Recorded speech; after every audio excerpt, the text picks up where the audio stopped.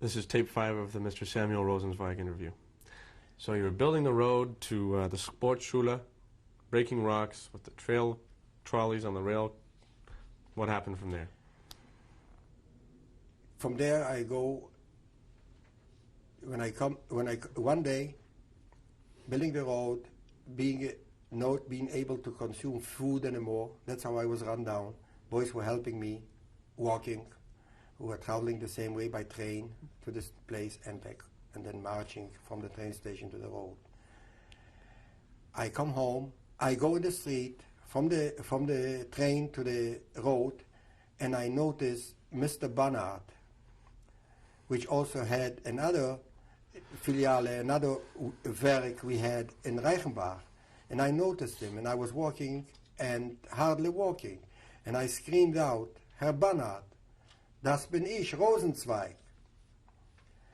And the capo comes over and gives me a push, and of course I fell down, what I screamed, and I didn't think much of it. He heard me, he didn't hear me.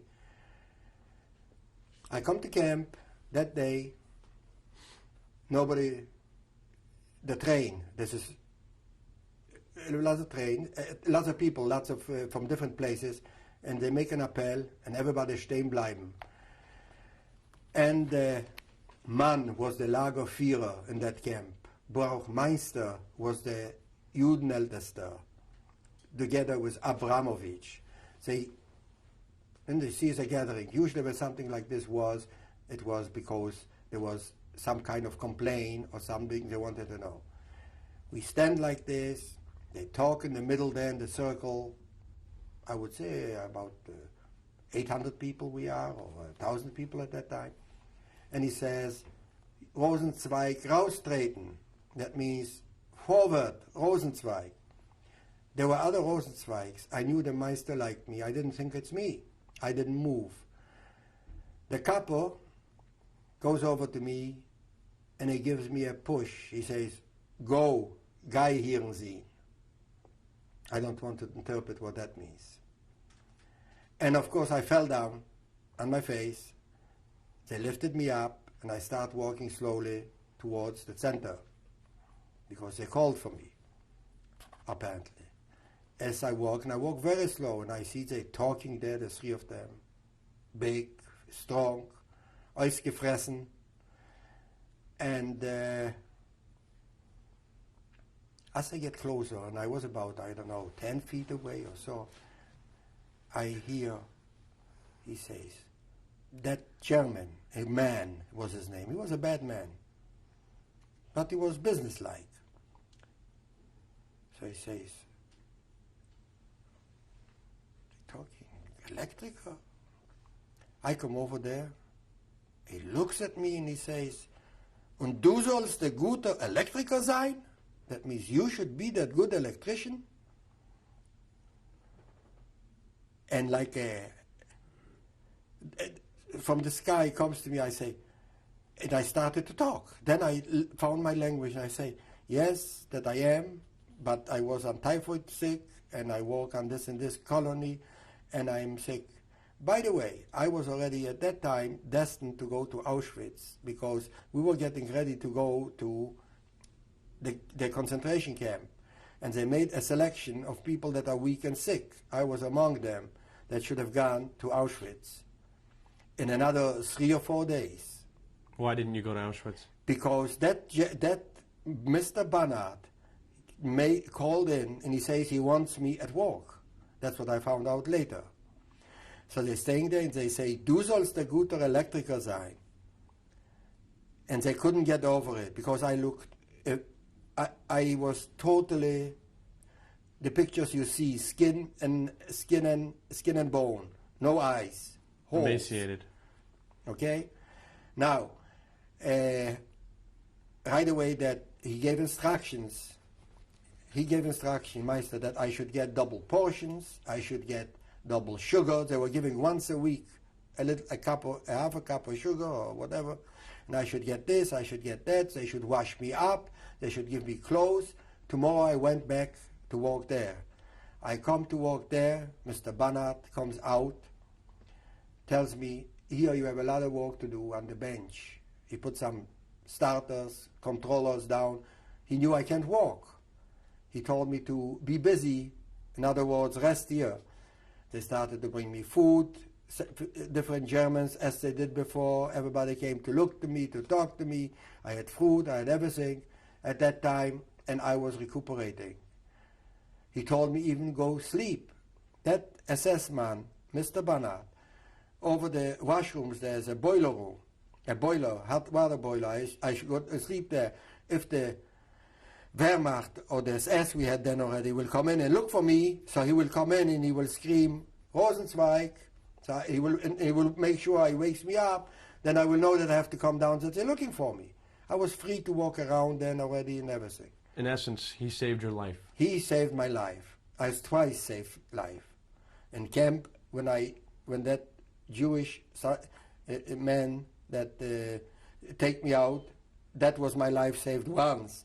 That was the second time. And I think I will finish this with the story with the camp. Then I walked, I had an incident, somebody hit me, a couple, and it happened to walk in another engineer from the mechanical engineer, because that was a big shop. And he seen it, he seen me eat, that came in, the couple from the Levy was his name. He was a boxer before the war.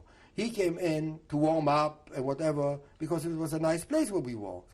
He was with the colony outside. And he see me eating an apple. He went over to me and he gave me a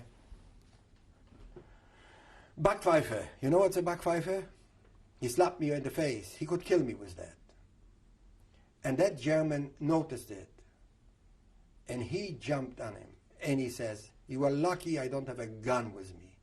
Because if I would have a gun with me, I would shoot you down like a dog right here. He forbid him from then on ever to come in the plant.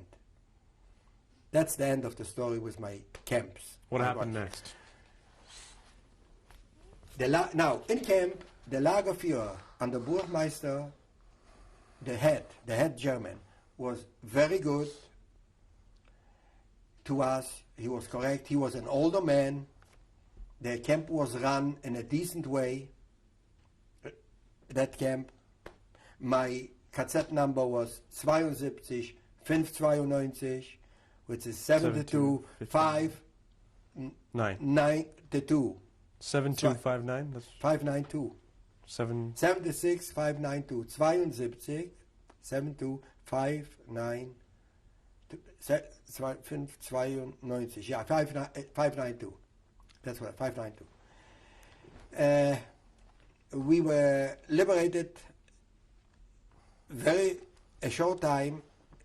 The Meister, the Lagerführer, together with the German head, administrator, were postponing evacuation. Most camps evacuated and most people died during evacuations towards the end of the war. Fortunately, they cooperated in such a way that our camp should not go on a march. I was working in the camp till the last minute at my job. Just shortly before the end of it, they closed because the Russians were already closed, which was about a week or two before the 8th of May. That's the day we were liberated, and the last day of the war. The Russians came into our camp, and we were liberated by an appeal where the German Lagerführer with the Germans went away. They made an appeal. They appealed to us not to stay, not to go out of the camp because there's still Germans roaming around and we can get killed. Rather sit in the camp and wait till the Russians come. Again, one little note about the camp still. We were getting food from outside, from Langenbilau. That day, on May the 8th, when we were liberated, I was picked, I was healthy, I was young looking then, I was recuperated already, I was walking under good conditions. I was sent with another few people to bring bread with a wagon from the camp. I had no privilege to be at the liberation speeches by both Mr. Meister and the Lagerführer, which asked to cut off his ranks officially in front of all of us, and instructed us, like I said, not to stay there and not to go out. I heard when I was coming with the bread far away singing the Hatikva. That's how the camp was given over from the German to the Jewish Lagerführer with the song of Hatikva. Where did you go upon liberation? On liberation, I and my cousin, I had a cousin that also was in that camp. We weren't that close together, but then we were together. We went to a home which we occupied. The Germans ran away. We stayed there. From there, with a few girls, they also didn't have where to go. There was a ladies' camp. My cousin knew a girl from one of the camps, I suppose, from before. We lived together. They cooked for us. We provided for them the food that was to be bringing in. From there, I didn't want to stay. We didn't want to stay. I went over we wanted to go to the Western Zone, which was the American occupied territories. By the way, I went home to Chrzanów, to my hometown, by train. There was a Jewish committee there. That was right after the war. I came to the committee, and and they told me, don't go to your house because the Poles may kill you in the basement and bury you. That's the story of my returning back home. I didn't go to my house. Not only didn't I go, I didn't even go to look at it. I slept over where they put me up. Next morning, early in the morning, I got on a freight train again, the way I came. I went back to the place where I came from, which is in Reichenbach. From there, I went through Czechoslovakia, smuggled myself into Germany. In Germany, I went to Bayreuth, which is the famous Wagnerstadt. There was a Jewish committee there. We got some rations and support from the UNRWA and the Jewish joint organizations. I tried to, from there I went to Israel. I was going to the United States, but that's a story, it's not that important. What year did you arrive in Israel? In Israel, I arrived in 1948 during the war. During the war? During the war, there was the ceasefire. During the ceasefire, I went to France. From France, they shipped me to Israel. I arrived during the ceasefire. And there I was in the army. And then I worked in Israel. I was in the army, and I worked in Israel for one of the biggest firms, Feuchtwanger. I was also a manager there in a position. The climate, I met my wife over there. We married, I had an army wedding. When was that?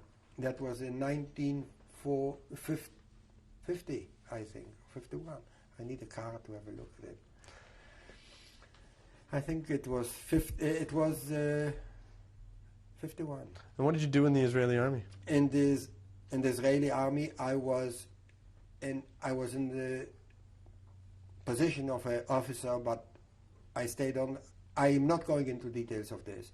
All I want to say, I worked in the Air Force in the central part supply distribution for all the airfields.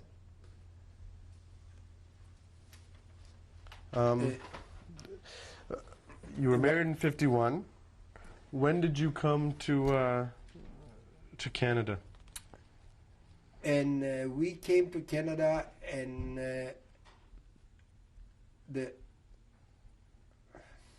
I'm all mixed up now. Take your time. We came to Canada in the latter half of 1951, I believe. Yes. I came to Canada.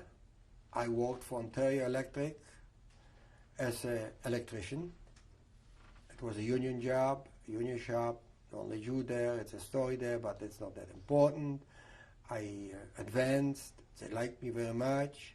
I worked with them. From there, I couldn't get a permanent union card because at that time was a closed shop. To make it short, they had to let me go.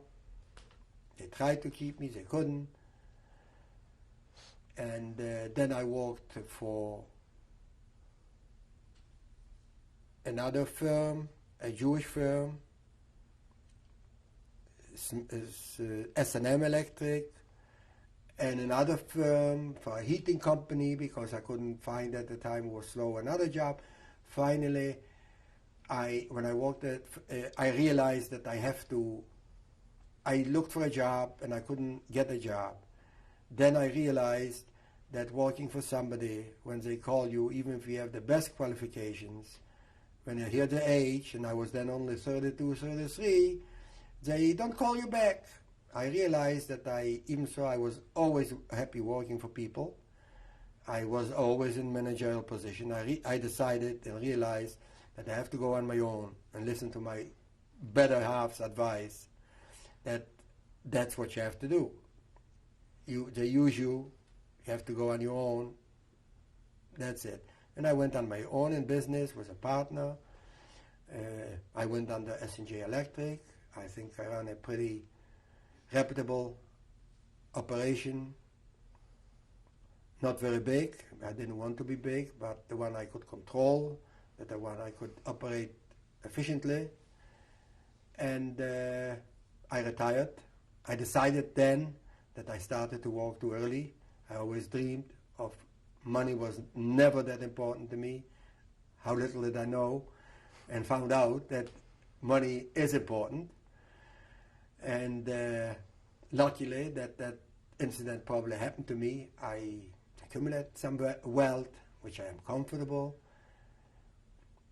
And as I said, I wanted to retire early. I didn't retire when I wanted at 55, but I retired at 62, comfortably on my own will, giving up a good business, liquidating it. I'm not sorry about it. I'm not looking back at it. Many things in my life I probably would have done a little different, but who didn't? Almost everybody.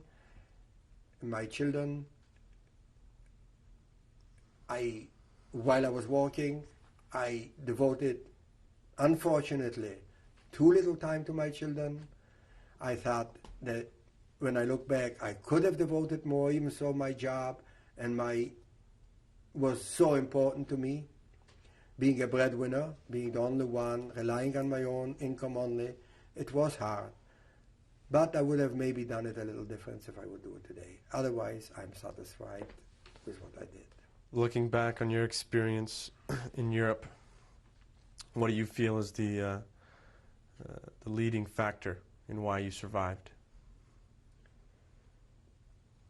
My leading factor in surviving was, before I go any further, is luck, circumstance, place, right time, or wrong time in the right place, or the right time in the right place.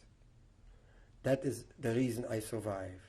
Of course, having a profession and being, I think, a perfectionist in what I do helped me survive. I was always respected and liked for whatever I did. Being truthful with it, maybe too truthful sometimes, which hurts you in life, but if I look back, I'm not sorry. If I would do it again, I don't think most of it.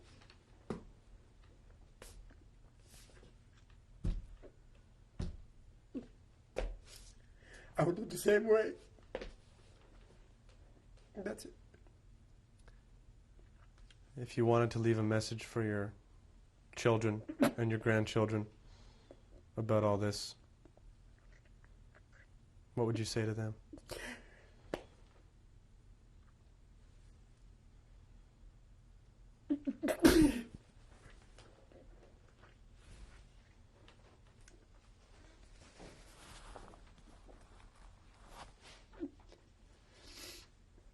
My dear children, I love them very much. There's nothing more precious to me than my dear wife and my children. However, I want forgiveness from them, for the things that I could have done and I didn't do. And I love them. That's it. Thank you very much for allowing us to interview you.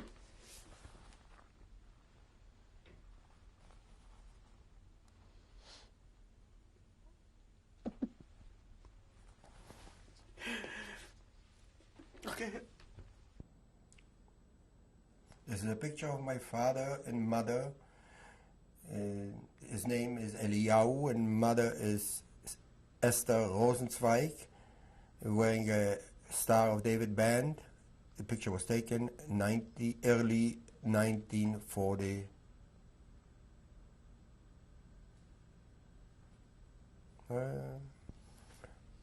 Those are my three sisters. The oldest one is Reitzel by married name Lam. Then my... Is she on the right or the left of the picture? I said in the middle. Oh, did you? Okay, carry on. On the left side is my sister Mala, which is by married Kempler. And on the right hand side is my sister Sala Rosenzweig.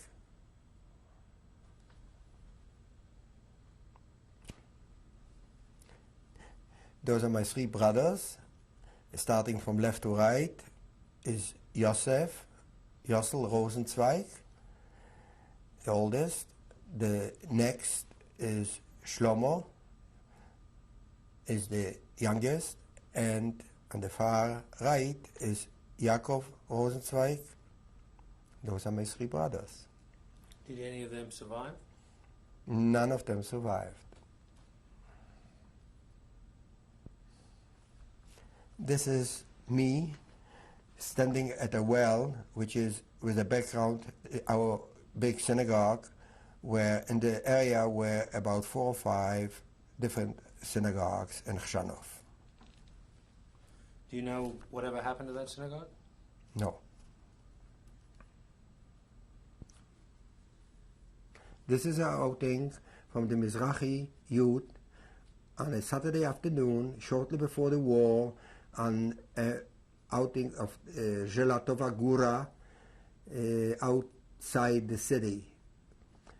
I am the second from the left. And in the front row, next to me is a cousin, Vove Genger, and next to him is Jolek Otter, a good friend. The others, I don't remember the names. Okay, and you said that this was taken just outside a city? Yeah, outside the city, Chrzanów. I didn't say Chrzanów. Should I say again? That's a picture of me very shortly after the war. As you can see, I'm wearing a hat. The reason is we had a shaved stripe right through the middle of the hair in case one runs away, that he should be able to be identified. My name is Samuel Rosenzweig. Okay, running away from where? I'm running nowhere. No, but you said your hair was shaved because in case you ran away. Running away from the concentration camps. That's a picture of me as a madrich of a group of the Nocham Youth Zionist organization in 1947, I suppose, just being on an outing outside Bayreuth. And where are you located in this picture? I am standing alone in front of the group. So are you on the right? You're on the right hand. On the right hand side. That's a picture of me. Must be early 1950 in the uniform of the Israeli Air Force. The name is Sam Rosenzweig. And what rank do you have here? Sergeant. Do you remember where that was taken? No. That is a picture of us taken right after the wedding that took place in Ulam HaChayal in Yafo. It was an army wedding when I married my beautiful wife, Sarah Greenbaum, now Rosenzweig. My name is Shmuel Rosenzweig, and it was one of the most important days, maybe the most important day in my life. And what was the date? The date was on the 4th of September 1951. This is another one of my most important days in my life. My dear daughter Vitti Rosenzweig is getting married that day, and she's marrying a young man from Greece, Matti Kones. The wedding was in Jerusalem at the university grounds. I am at the extreme left, Sam Rosenzweig. Next to my daughter is my son Eliyahu David Rosenzweig, and next to him my better half Sarah Rosenzweig. Those are my two precious grandchildren. One, the girl is named Raz Esther, my favorite name, my mother's name. I love her very much, so do I my little grandson, Moshe. And the picture is taken on an outing while we visiting in Israel at a park. And who is the? They are the grandchildren of my daughter and her husband, Vitti and Matti Kones. They're your grandchildren. They're my grandchildren. And what is the relationship to your daughter? I'm a father. And these kids to your daughter? These kids are her children. What, did I screw it up? That's a picture of my dear wife, Sarah, and I, Sam Rosenzweig, taken in Florida in the last few years.